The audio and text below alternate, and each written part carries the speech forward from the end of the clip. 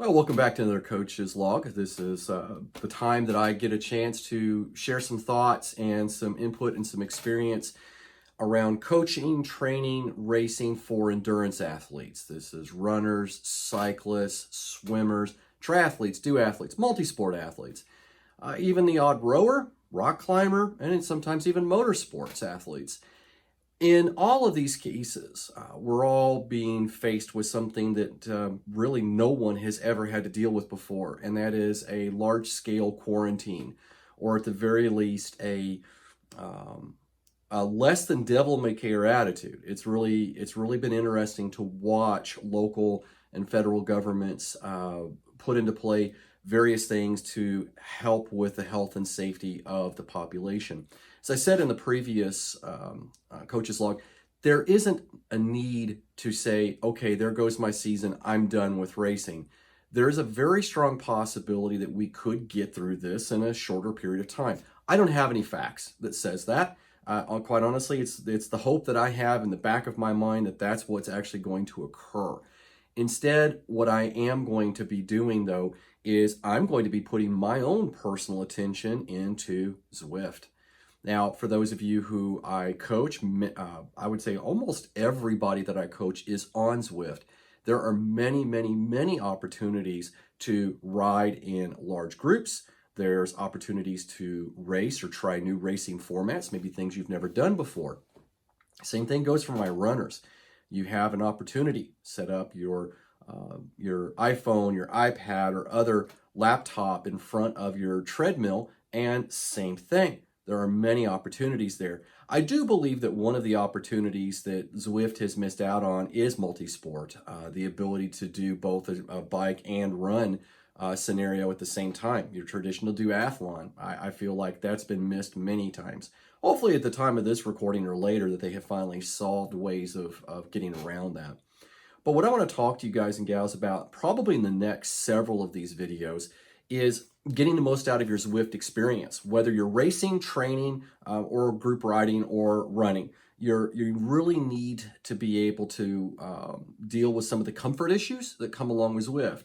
And I'm going to talk a little bit about that right now. I'm going to talk a little bit as well in future videos about some tactics that you can put in play.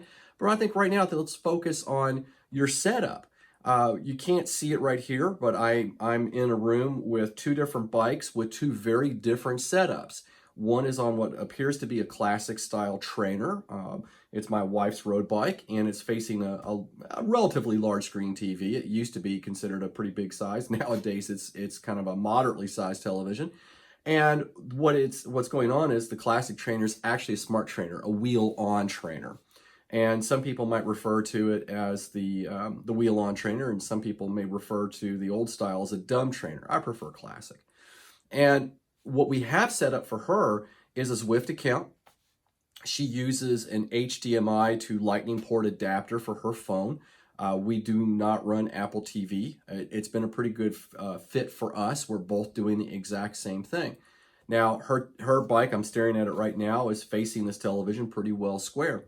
Now, she has a stand and things like that next to her bike where she can put additional food, additional fluids, and things like that nearby. She also has a holder that I happen to be using right now for managing her iPad, if she also wants that next to her for the companion app for Zwift. Now, you look to the next setup is there's another bike. It happens to be the bike that I race on frequently, my time trial bike. And it is on a wheel-off trainer or a direct drive trainer, smart trainer. And that bike is set up in front of a similar setup, but the difference is the television's a lot closer. It's a much smaller screen, and it's on its own stand. It has its own shelf for additional items such as towels, food, remotes, and then another stand right next to that to hold an iPad for the companion app. And I'm using the exact same sort of HDMI to Lightning port adapter to basically mirror what's on the phone onto the screen. You might be asking yourself, well, why aren't you just using your iPad to do that? Well, quite simply, the iPads that are available to us as of the time of this recording, while Retina displays are very HD intensive displays and produce a lot of great color and intensity and vibrance, they're still not a true 16:9 format. So you end up with a bunch of empty space or real estate on your actual larger monitor. So that's why we're going with phones. They don't have that issue. I still have yet to figure out why Apple hasn't chosen to figure out a way to overdrive the video when you're doing these types of connections. Other things, probably the biggest thing when it comes to comfort is going to be air movement. You need fans. You can't get around it. I think far too many of us are shortchanging ourselves with this. If you could see my setup, you'd probably laugh. There are 4 fans pointed at my bike. My wife, on the other hand, doesn't train at the levels of intensity that I do. So she feels that she only needs 1 fan. But I will say this, if you're leaving sweat under the bike or on the treadmill, you are losing and leaving power gains. So the best thing to do is to have enough movement of air to help you out. The other thing too is the room that we're in is relatively small. This room is kind of divided in half. It's office and pain cave area, if you like. And this is where I work, where I train, where I record shows, and where I coach from.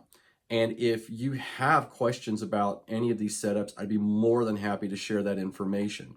I would also invite you to check out another video that's coming out very soon. Hopefully this week. It is a webinar that I was only going to release to athletes, but I've changed my mind, and it's going to be a webinar only on YouTube. I'll have links to it from my website as well, posperformancecoaching.com, but it's going to be on my experience with a rocker plate.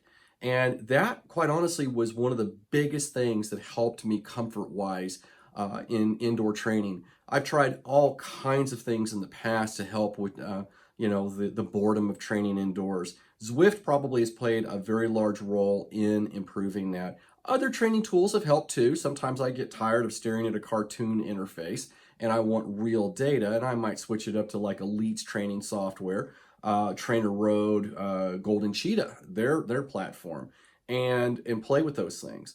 But I would have to say that probably the best investment that I made was the time that I spent with the DIY with building my rocker plate. It has allowed me to extend the amount of time that I can comfortably train. Between that and making some changes to my space, my room, more towels available to me, because yes, I do a very good job of keeping the sweat down, but it's always running into my eyes. And the other thing that I added very recently from an old friend, who would wear these quite frequently. The old style sweatbands for the head, wrists, and that kind of thing. They do a wonderful, wonderful job of taking care of that added perspiration. So those are just a handful of things, and we're going to talk more about Zwift in the upcoming Coach's Log. We're going to talk a little bit about tactics and things like that to put in play as you are in game as a cyclist. We'll talk more about runners at a later date.